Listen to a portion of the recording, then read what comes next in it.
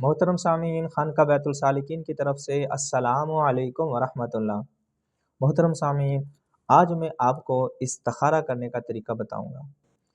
آپ کو کوئی بھی مسئلہ ہے، مثال کے طور پر شادی کا مسئلہ ہے، کاروبار کا مسئلہ ہے، اور بھی کوئی بھی مسئلہ ہے، آپ کہیں جانا چاہ رہے ہیں، سفر کرنا چاہ رہے ہیں، آپ یہ معلوم کرنا چاہتے ہیں میرے لیے یہ سفر ٹھیک ہے کہ نہیں ٹھیک ہے، تو آپ استخارہ کریں۔ استخارہ کرنا سنت طریقہ ہے، نبی پاک علیہ الصلاۃ والسلام بھی استخارہ کرتے تھے، اور استخارہ ایک مشورہ ہوتا ہے۔ نبی پاک علیہ الصلاۃ والسلام اپنے ساتھیوں سے بھی مشورہ کرتے تھے، اور ایک استخارہ کا ایک خاص مطلب ہے کہ اللہ تعالیٰ سے مشورہ کرنا۔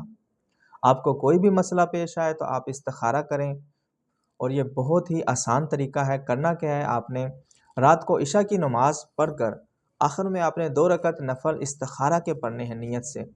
سورۃ الملک کی آیت نمبر 13 اور 14 101 مرتبہ پڑھنی ہے۔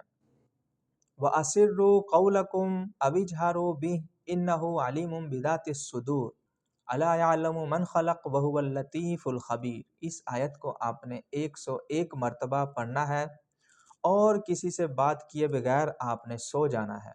انشاءاللہ تعالیٰ آپ جب یہ عمل 3 دن کریں گے تو خواب کے اندر آپ کو اشارہ مل جائے گا، یا نشانی اللہ تعالیٰ آپ کو دکھا دیں گے، سبزہ دکھائیں گے، یا سبز رنگ کا کپڑا نظر آ جائے گا آپ کو، یا وائٹ کلر کا کپڑا نظر آ جائے گا، یا وائٹ رنگ آپ کو نظر آئے، یا پانی نظر آ جائے، یا سمندر، دریا، اس طرح، تو آپ سمجھ جائیں جس مقصد کے لیے آپ اپنا استخارہ کر رہے ہیں تو وہ مقصد بالکل ٹھیک ہے، آپ اس پر عمل کریں۔ فی امان اللہ۔